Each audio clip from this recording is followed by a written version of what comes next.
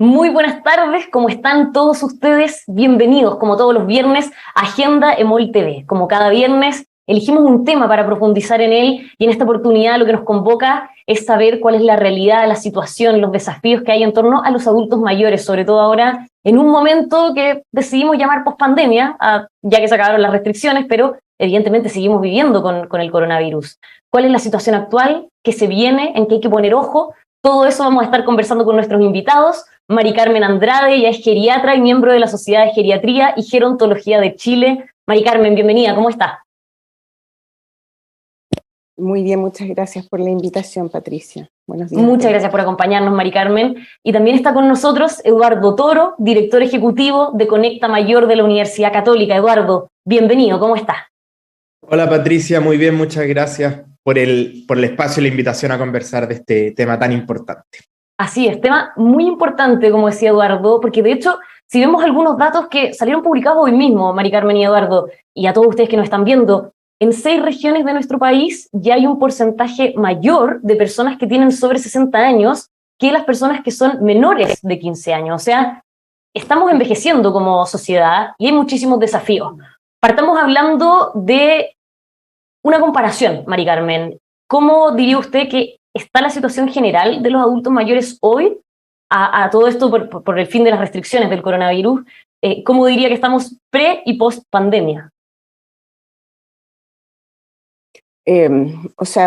Pienso que estamos peor que prepandemia, obviamente, pensando en cómo les afectó a este grupo etario la pandemia, ¿cierto? Fue uno de los grupos más afectados, no solamente del punto de vista de salud, fueron los que más se hospitalizaron, los que más murieron, pero también el grupo que tuvo más restricciones.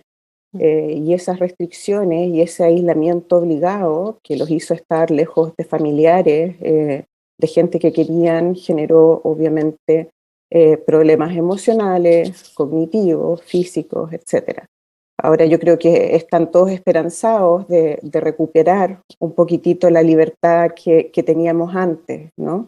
Y en ese sentido estamos todos con el entusiasmo y con la esperanza de que además no vaya a haber un nuevo rebrote, ¿no? Pero pienso que estamos en este momento peor que prepandemia por las cosas que te comento, pero con intención obviamente de que esto pueda ir mejorando en el tiempo. Eduardo, su balance.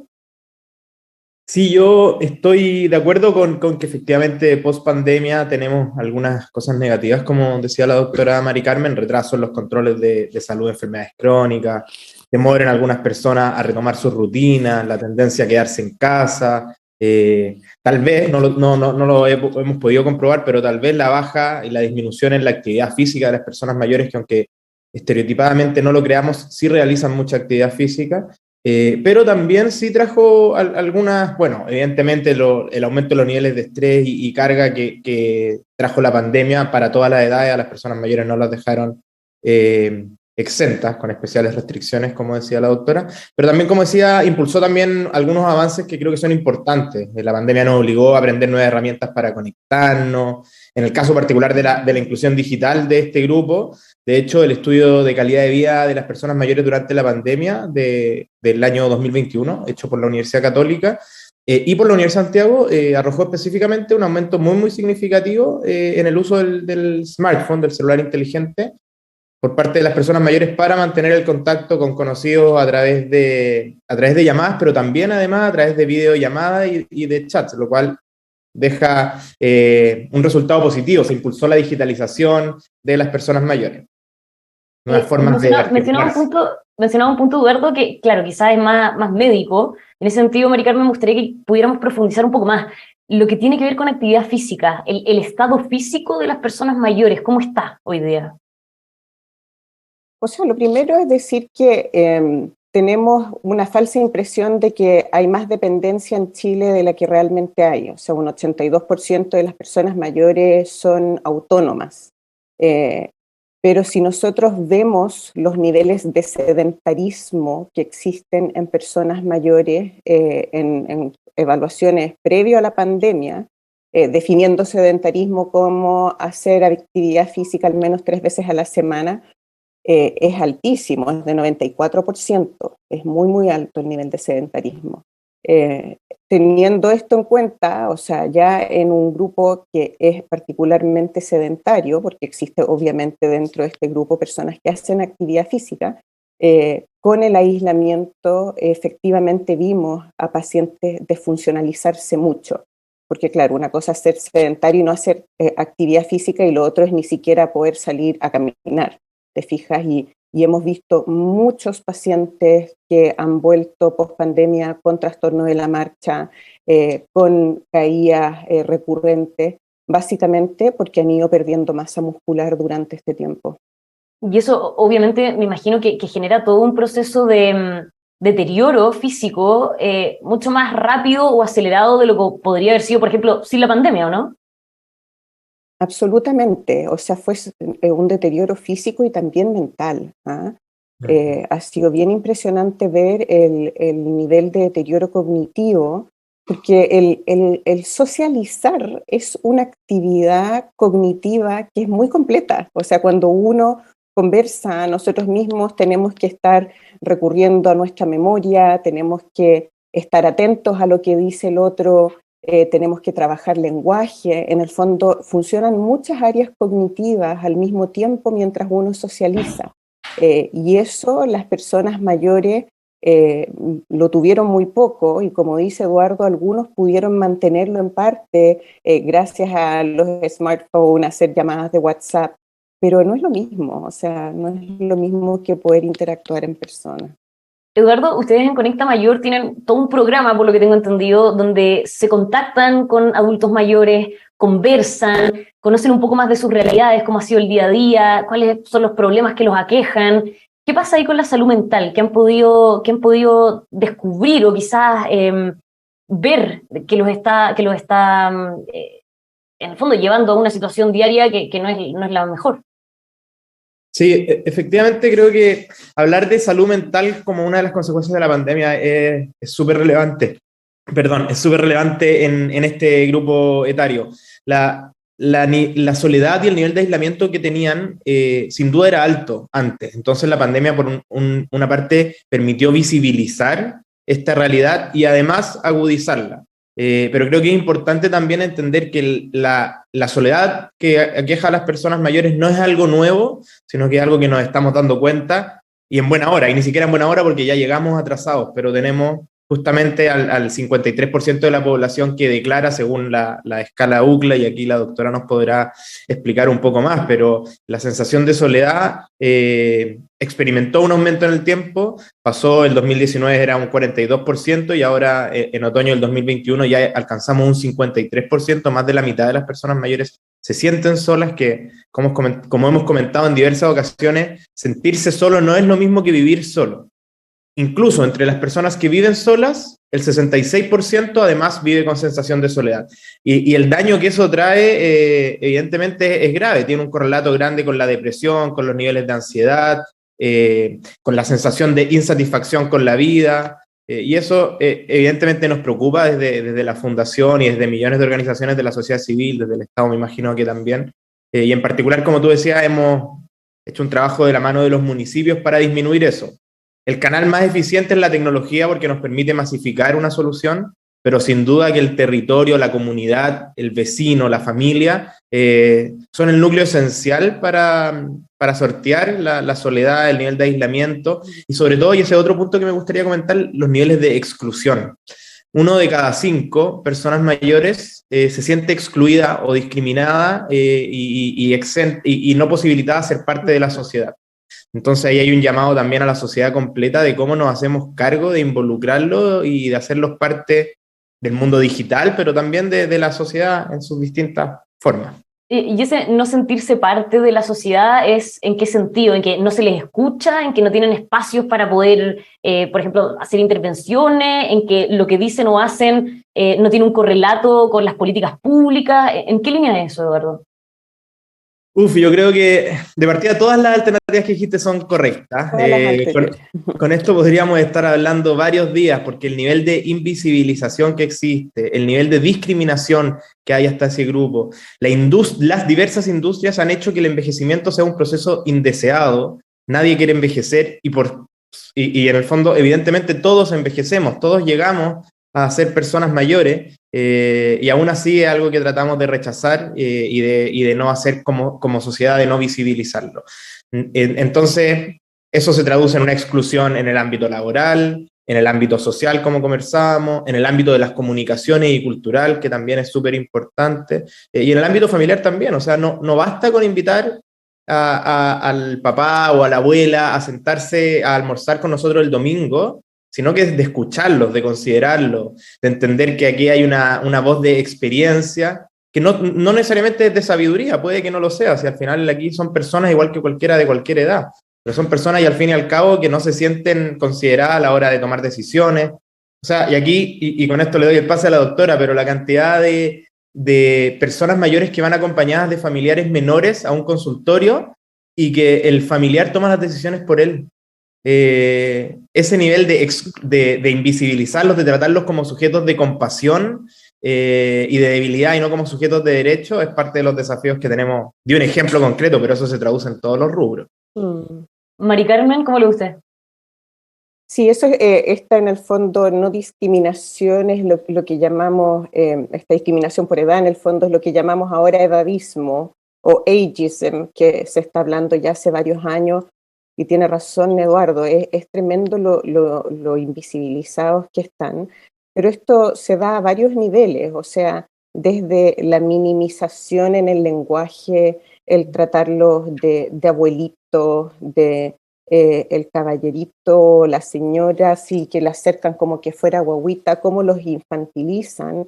Hemos tenido dentro de los hospitales varias sugerencias, reclamos, como quieran llamarlo, por ese motivo, porque en el fondo son muchas personas, empresarios, hay un 30% casi de personas mayores que aún trabajan y se hospitalizan o se tratan en una consulta, que es ese ejemplo que dio Eduardo, hablando a veces al hijo, al nieto y no directamente a la persona. Pero también la discriminación por edad en general en salud la vimos con el COVID de manera bien tremenda, o sea, en muchos países se hacía corte de edad para ver si es que ese paciente entraba a un intensivo o no. Desde la sociedad hicimos un esfuerzo durante la pandemia para que se evaluara en realidad la fragilidad más que la edad, para ver si es que un paciente iba a tener una buena respuesta a tratamiento, pero la realidad es que se asume que el paciente mayor no tiene capacidad de decisión, no tiene autonomía, y en el fondo la idea es que nosotros tratemos de ir evitando estos estereotipos, estos prejuicios, y podamos avanzar en disminuir esta discriminación.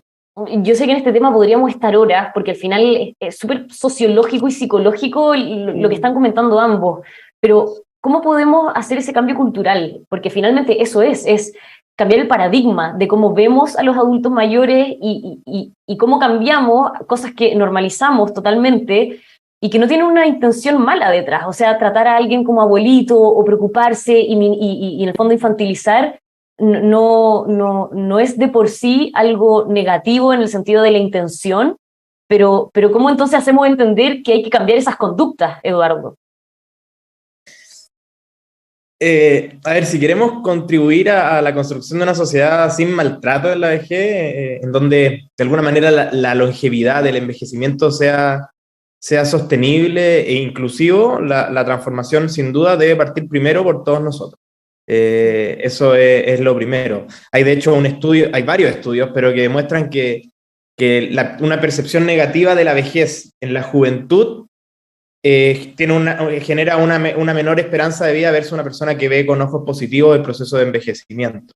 Incluso, no sé, por el tema de la soledad, hay un estudio de Harvard que habla sobre la soledad, la ansiedad, la discriminación, son todas, en términos del proceso de envejecimiento, más negativas incluso que fumar. Entonces estamos hablando de algo que efectivamente es muy, muy grande.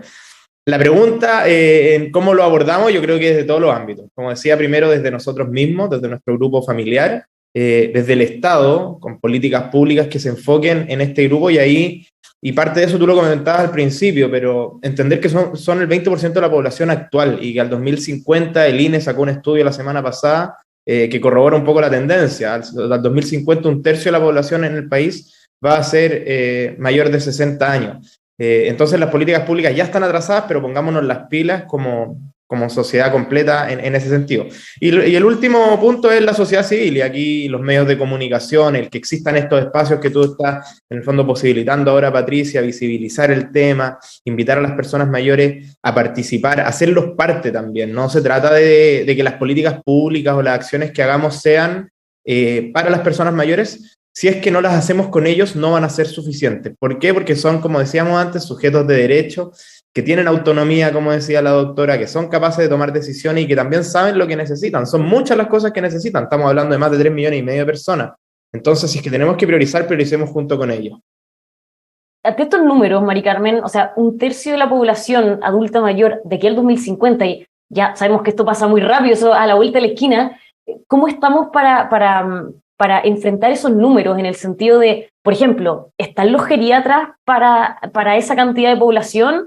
¿Tenemos los conocimientos, no quiero decir que no tengamos los conocimientos médicos, sino que más bien se ha decantado lo que se viene en este sentido?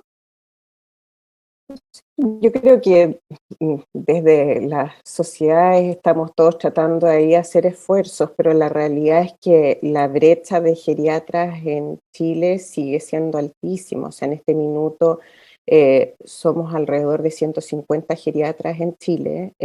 Las recomendaciones de la OMS es que exista un geriatra por cada 5.000 personas mayores. Eso significa que si extrapolamos así, redondeando a 3,5 millones, debieran haber alrededor de 700 geriatras en Chile. O sea, estamos en ese sentido con una tremenda brecha de falta de especialistas. Y yo creo que ahí tenemos que avanzar en tener un muy buen pregrado de geriatría en las escuelas, que lamentablemente aún no existe. O sea, se ha ido avanzando obviamente en ello, pero todavía tenemos que reforzarlo, y en fortalecer la atención primaria, que es algo que ocurre no solamente a nivel de geriatría. O sea, la brecha de especialistas, subespecialistas en Chile sigue siendo altísima. Entonces, si es que uno hace protocolos adecuados de derivación, si las personas que atienden en atención primaria en el fondo son capaces de enfrentar de manera correcta a este grupo, de manera diferencial, porque a los pacientes mayores se les enfrenta de manera distinta del punto de vista médico. ¿En qué sentido? En que nosotros no solamente vemos a la persona en su ámbito biomédico, sus enfermedades, sus cirugías, sus medicamentos, sino que se hace algo que llamamos valoración geriátrica integral, y además de eso, que es lo que hacen todos los médicos, vemos cómo está esta persona en lo cognitivo y afectivo, cómo está esta persona desde su autonomía, qué tan independiente es, y por otro lado, cómo es su red de apoyo.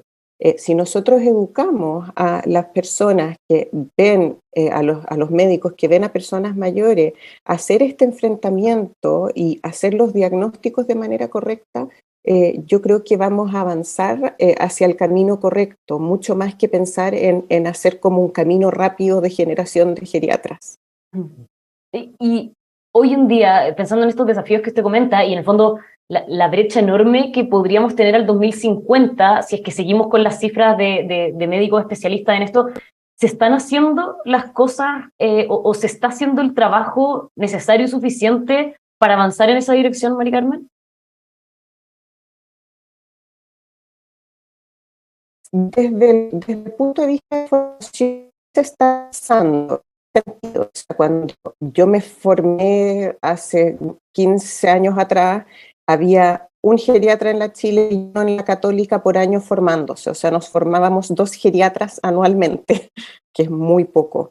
En este minuto, hace un poco más de 5 años, y era subespecialidad de medicina interna, es decir, tú tenías que hacer medicina interna y después 2 años de geriatría. O sea, era todo un camino para... Exacto. Ahora hay escuelas que tienen la geriatría como una especialidad directa que dura 4 años, un poco más que otras especialidades, pero que han permitido ir aumentando la cantidad de geriatras y han aumentado también los cupos.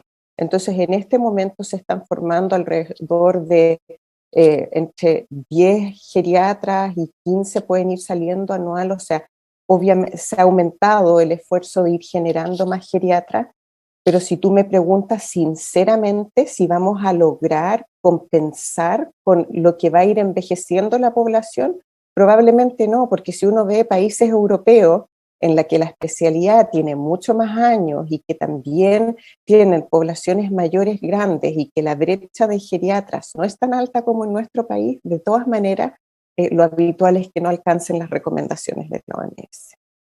Eduardo, ¿qué le parece esto que describe Mari Carmen? No, o sea, toda la razón, el desafío es gigantesco desde el ámbito de la salud.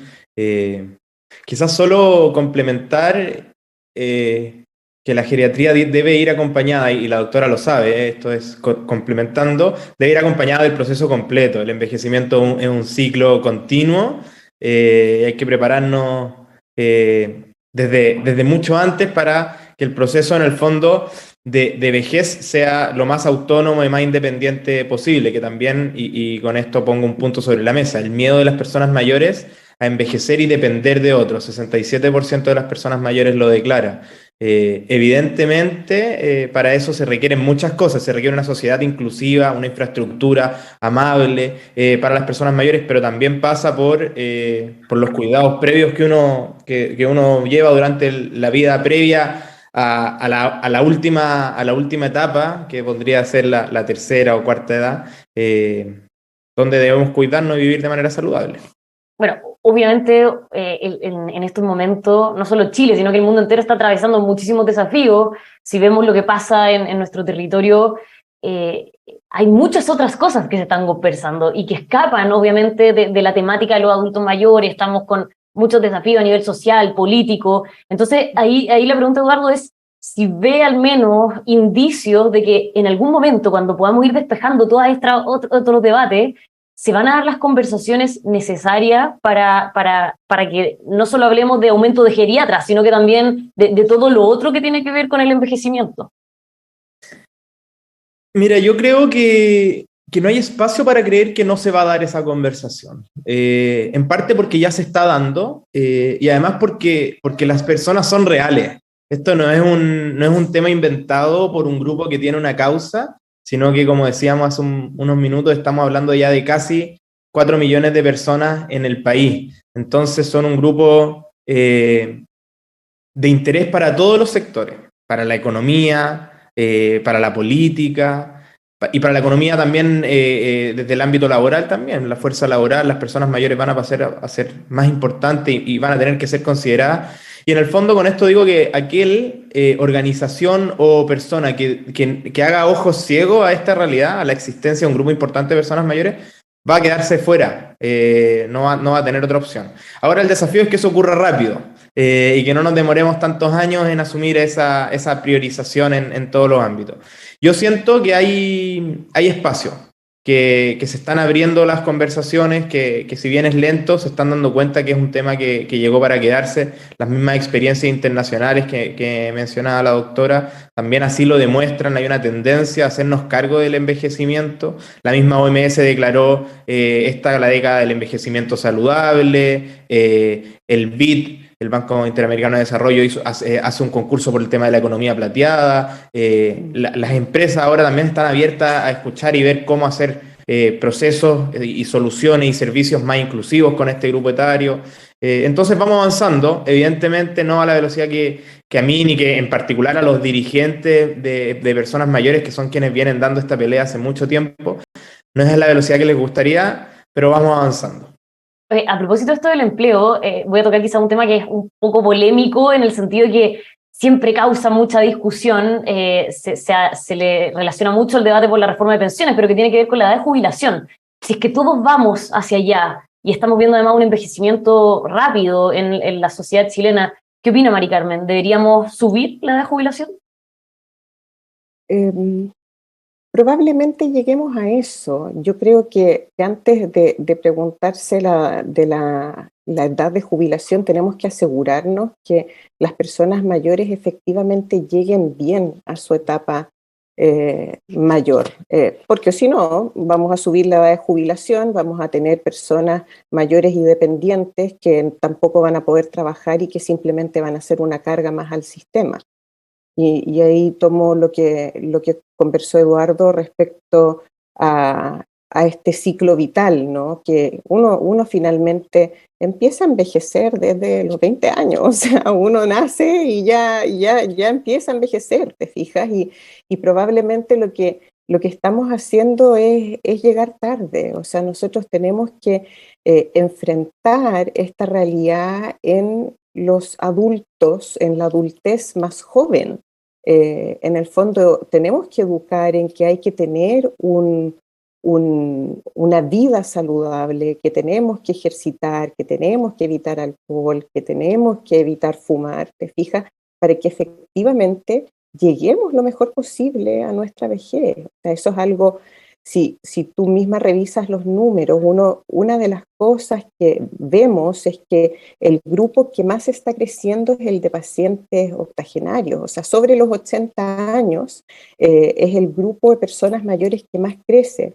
Y si nosotros pensamos lo que va a pasar en 50 años más, es que probablemente tampoco vamos a tener gente joven que cuida a esas personas mayores. No sé si alguna vez se han preguntado eso, yo siempre lo pienso, digo, en el fondo vamos a tener más personas mayores que personas jóvenes.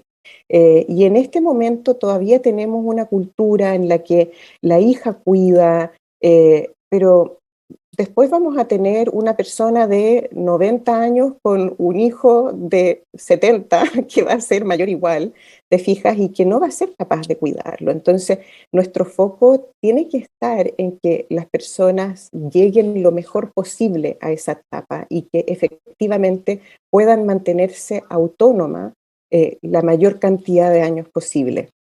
Y yo creo que cuando ya logremos eso, vamos a poder hablar más del tema de trabajo y edad de jubilación. Claro. Eduardo, ¿cómo le gusta? Sí, no puedo estar más de acuerdo con la doctora. Al final se trata no solo de darle más años a la vida, sino que también de que cada año también tenga más vida. Y es una cuña quizá un poco poética, pero es realidad. O sea, en el fondo es muy importante que la vida esté...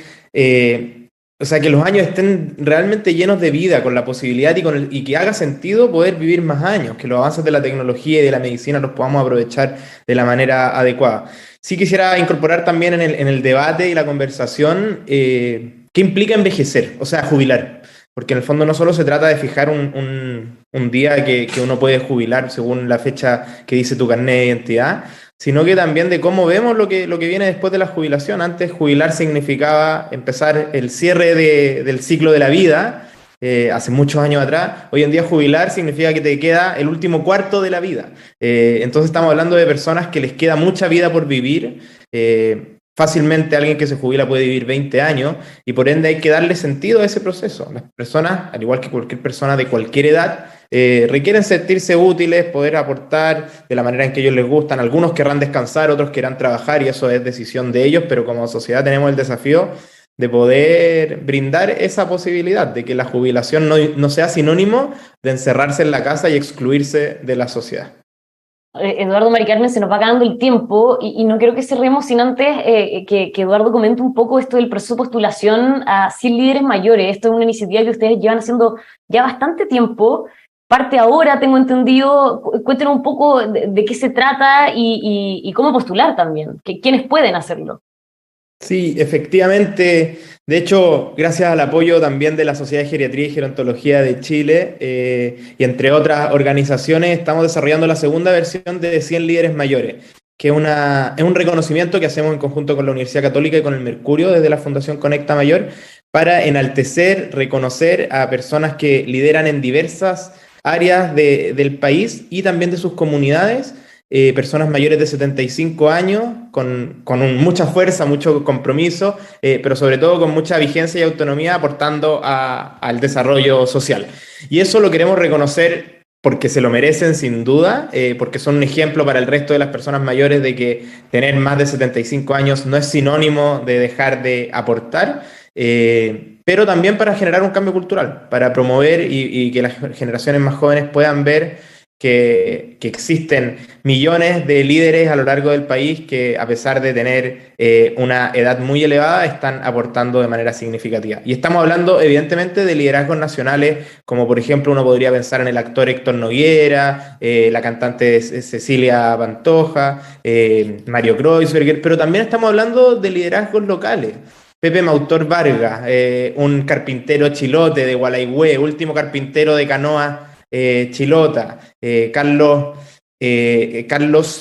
se me fue el apellido de don Carlos en este minuto, pero es el último talabartero de pelotas de fútbol manuales en La Pintana. Y así existen millones de casos, entonces los quiero dejar a todos invitados a aprovechar este espacio para encontrar esos héroes quizás a veces anónimos que aportan al desarrollo del país, son un ejemplo a seguir. Líderesmayores.cl.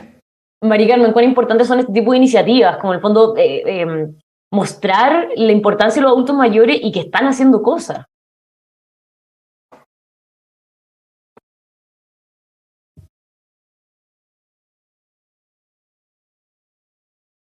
Mari Carmen.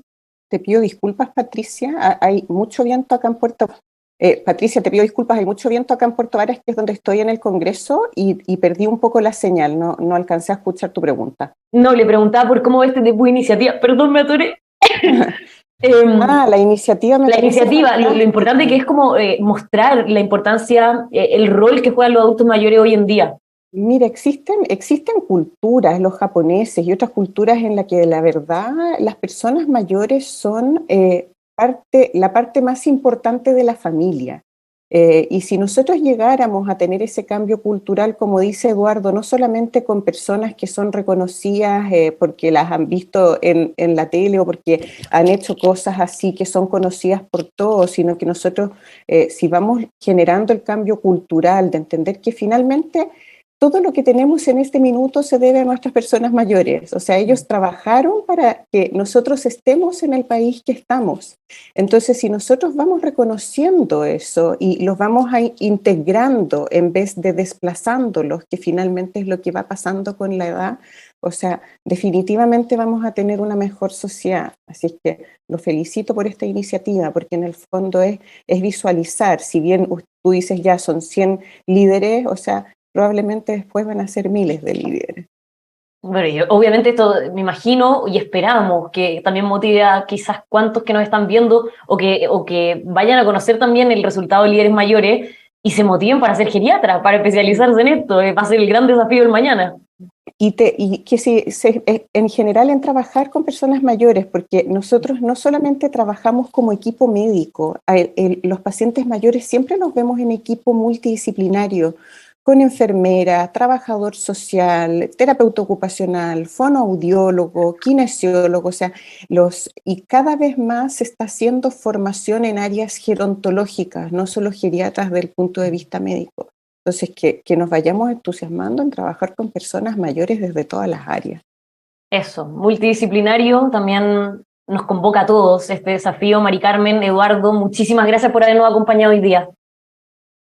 Gracias por la invitación. Nosotros vamos a seguir atentos a lo que se sigan haciendo, las medidas que tienen que ver con nuestros adultos mayores. Muchas gracias de nuevo a los dos, que tengan un muy buen fin de semana, y a todos ustedes que nos están viendo los dejamos como siempre invitados a que sigan con nosotros aquí en emol.com.